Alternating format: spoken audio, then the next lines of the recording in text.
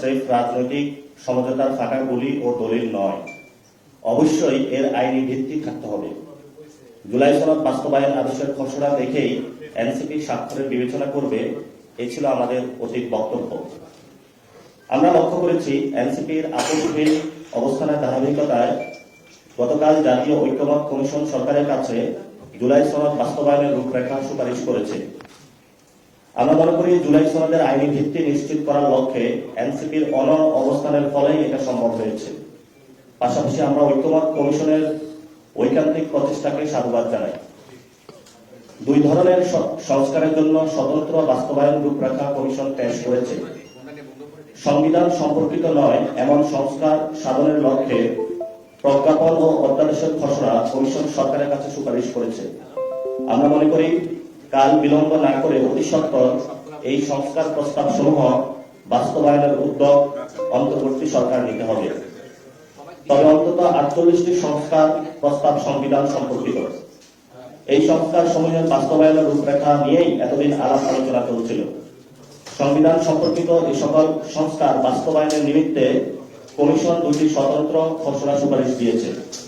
জাতীয় নাগরিক party NCP মনে করে প্রথম খসড়া তথা প্রস্তাব 1 বাস্তবায়নের পথে সরকারকে যেতে হবে।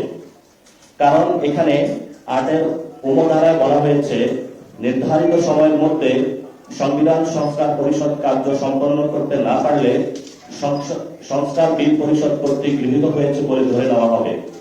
আমি আবার বলছি, নির্ধারিত সময়ের মধ্যে সংবিধান সংস্কার পরিষদ কার্য সম্পাদন না করতে পারলে সংবিধান সংস্কার বিল পরিষদ কর্তৃক গৃহীত হয়েছে বলে ধরে নেওয়া হবে এবং সংবিধান সংস্কার আইন রূপে কার্যকর হবে। সনদের উপর গণভোটের ম্যান্ডেট বাস্তবায়নের বাধ্যবাধকতা তৈরি করার লক্ষ্যে এটি একটি অত্যাবশ্যকীয় সুপারিশ, যার নজির বিশ্বের বিভিন্ন দেশে রয়েছে। অন্যদিকে কমিশন প্রস্তাবিত প্রস্তাব 2-এর ব্যাপারে কোনো স্পষ্ট বক্তব্য নেই, যার দরুন গোটা সংস্কার কার্যক্রমে ভণ্ডুল হয়ে যেতে পারে। অর্থাৎ প্রস্তাব 2 নয়, সরকারকে কমিশন প্রস্তাবিত প্রস্তাব 1-কে বাস্তবায়নের রূপরেখা হিসাবে গ্রহণ করতে হবে। পাশাপাশি প্রস্তাব 1-এর বেশ কিছু জায়গায় ভাষিক অস্পষ্টতা বিদ্যমান, যা নিরসন করতে হবে।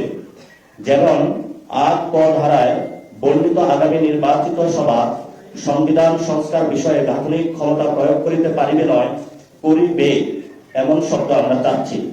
এভাবে উল্লেখ থাকা প্রয়োজন। আর ঘ ধারায় সংবিধান সংস্কার বিলের বিষয়াদি বিবেচনা করিবে এক ধরনের অস্পষ্টতা তৈরি করে